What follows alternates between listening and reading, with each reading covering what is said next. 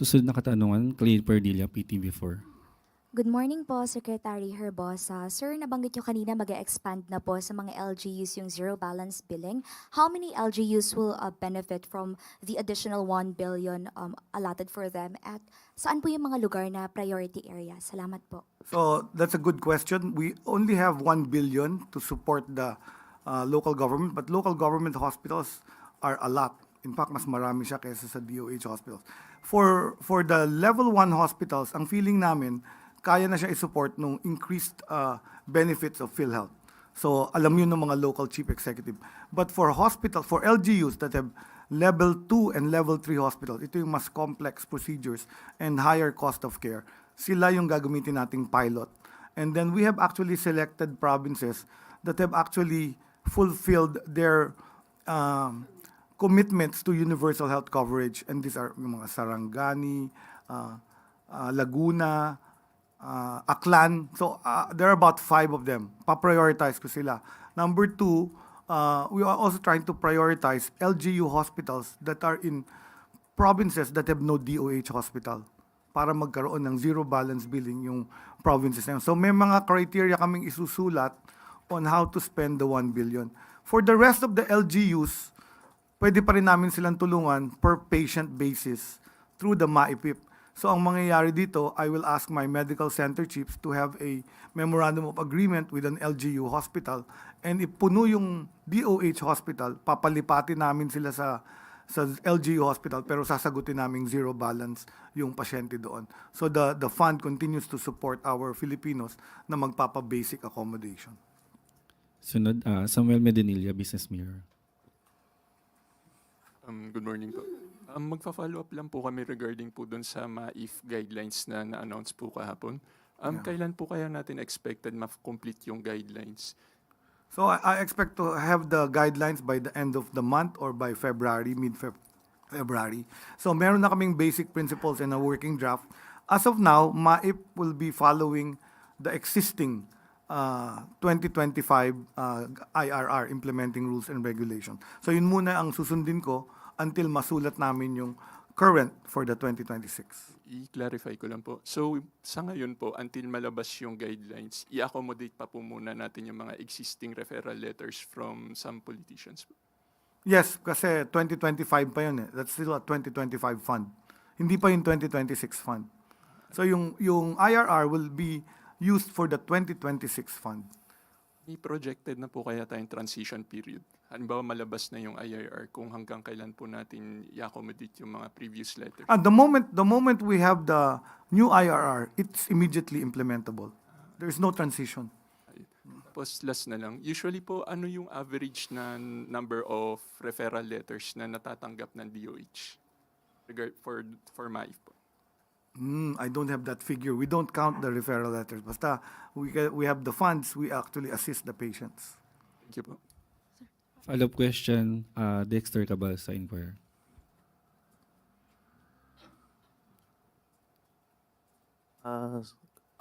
Good morning po, Sec.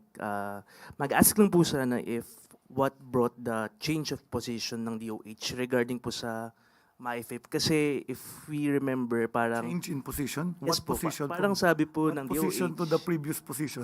Position for the sa MAIFIP. Anong position yun?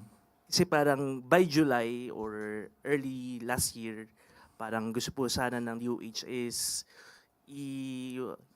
parang to do away with the MAIF and Sino nagsabi niyan? And the guarantee letters, and ang gawin po ay To do away with guarantee letters. yes, and But directly we really do fund not use PhilHealth. guarantee letters. The DOH does not use guarantee letters. We only give guarantee letters to private hospitals that we have a MOA with. But other than that, we don't use guarantee letters. Ba't ang sinabi niyo, ang sabi po ng DOH ay ang gawin po Sinabi na Nino sa DOH. Ano think- yung tanong mo? Anong binago? The MAIP has been there. In 2025, we had the MAIPIP, Medical Assistance for Indigent and Financially Incapacitated. Meron siyang implementing rules and regulations. ang gawin po ay parang yung PhilHealth, sa PhilHealth na lang po ibigay yung funds for the Hindi MAIF. yata DOH nagsabi niyan. Hindi yata DOH nagsabi niyan. Some other health advocates are the ones pushing for... You see, what happened is, the MAIP, when it started was called MAIP, Medical Assistance, MAP actually when it started, was because PhilHealth was so low. The support value of PhilHealth. That's the history of the MAIP. So the legislators decided to put the fund in the DOH to help support indigent patients para no balance billing. The old program was called no balance billing. The MAIP was started for no balance billing of indigents. Pas na-expand yan.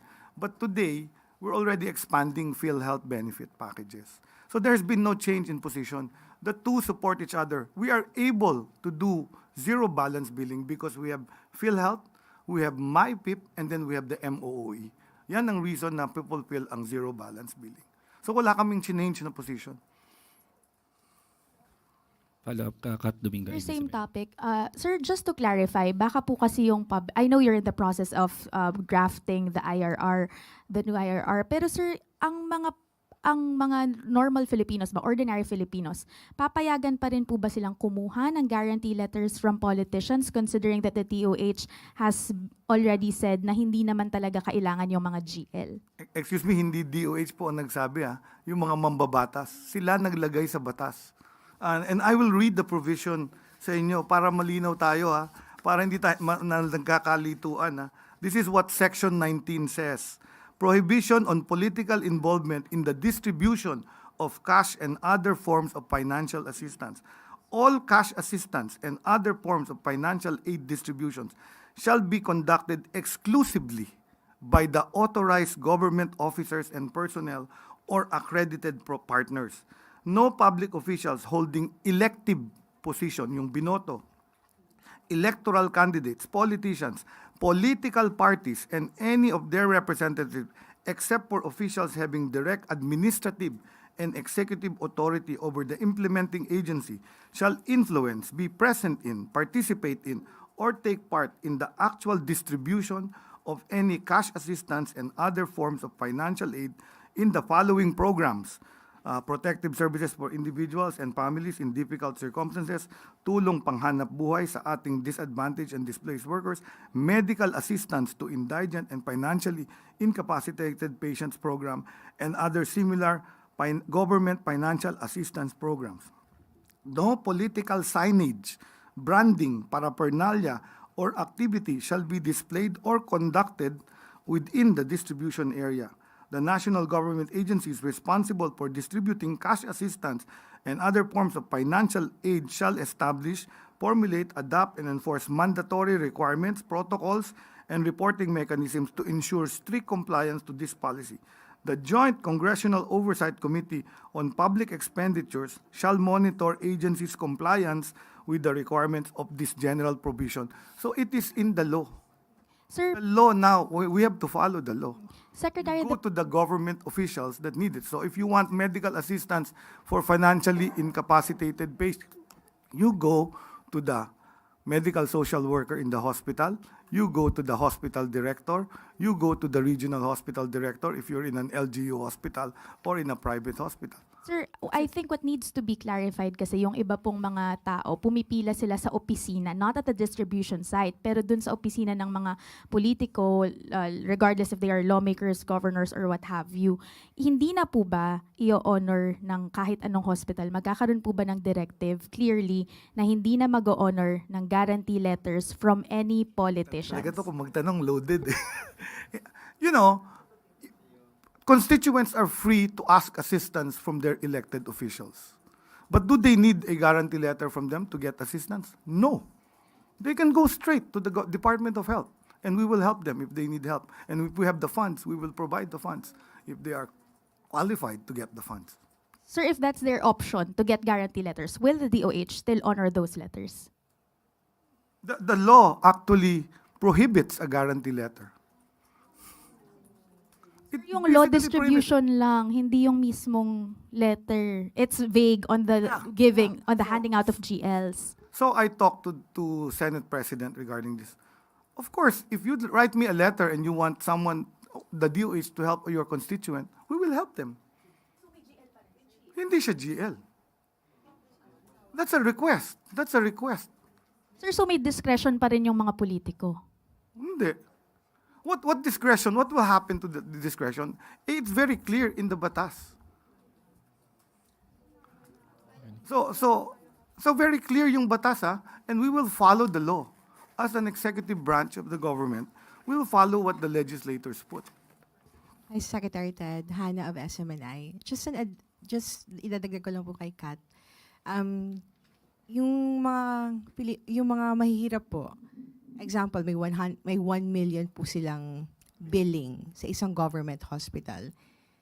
Sasabihin nila, hindi nila kaya yung 1 million. Pupunta sila sa ganitong congressman. Si congressman, si party list, bibigyan ng ganito. Guarantee letter, 100,000 lang. So may 900 pa siya. Pupunta siya kay senator. And then magbibigay si senator ng another 100.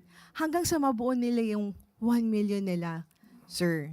So kung sinasabi ninyo, hindi na allowed ngayon sa batas natin, No. The senator can guarantee, but sila magbayad nun. It cannot come from the GAA. Pag nag-guarantee siya maghahanap ng pera nun. No, but anyone can guarantee. I can guarantee to pay for you, but the one who writes the guarantee pays for it. yun lang po gusto namin linawin, sir. Kasi nakikinig yung taong bayan. Ganito, so sa taong bayan, zero balance billing na po ang inutos ng presidente. Bayad na ang bill nyo. Kahit 2 million, 2.7 million yung malaking bill na binayaran ng DOH para sa pasyente. Zero balance. Magpa-admit kayo sa basic accommodation at zero balance po. Hindi kayo withhold ng treatment. Treatment will be given to you.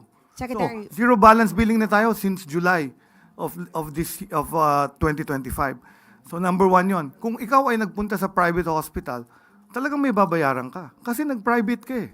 You have to pay for the doctor, the room, the medicines, because you went to a private hospital. But for the DOH hospital, zero balance. Now, if you go to LGU, pwede namin tulungan ngayon through the medical assistance for indigent patients. So kailangan makipag-coordinate with the hospital director of the DOH or the regional director of the DOH. one final question, Secretary. So you're saying po is, di na kailangan ng tao, ng mga Pilipino Get pumunta sa assistance. mga congressmen and senators dahil kaya na ng DOH i-zero balance yung kanilang balance po sa hospital. Sa Department of Health Hospitals, kayang i-zero balance sila. Okay po, malinaw po. So po nakatanungan, Eden Santos, Net25. Secretary, follow-up lang din po ako dun sa pinag-uusapan. GL po kasi, minsan nga ho, 10,000 lang, Secretary, binibigay po. Let me just be clear, nagkaka-confusion tayo dito kasi you're all fixated on this guarantee letter. The DOH does not operate on guarantee letters.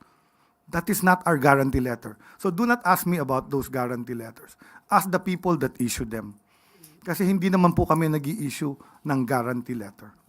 Pero po yung mga ospital, pwede nilang tanggapin yung mga guarantee letters from the congressmen, senators. Pwede pa rin po yun. Yeah. Sa private To hospital, GL. this is private hospital? Either private or government hospital po. Gumagamit sila ng GL. That's their decision. Wala ako yatang role. If they want to accept a guarantee letter from a politician, that's up to them. Ayun, yun po, malinaw po. At least, But the tuloy-tuloy pa rin naman disbursement of pala the po funds- yung GL, paggamit ng GL, ano po.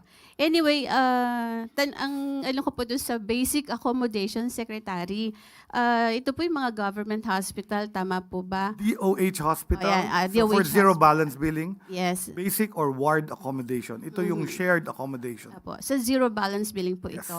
Ano pong iba pang programa ng DOH na maaari pong makatulong naman doon sa mga kababayan natin na yung kanila pong sakit ay hindi naman po pwedeng i-treat under the basic accommodation. So kailangan din po talaga nila doon sa private hospital dahil yung sakit po nila ay hindi po matitreat doon sa mga ospital. May I know what condition that is?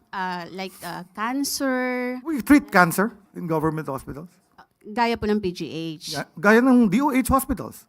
PGH is DOH hospital. No, it's not a No? DOH hospital. It's a University of the Philippines hospital.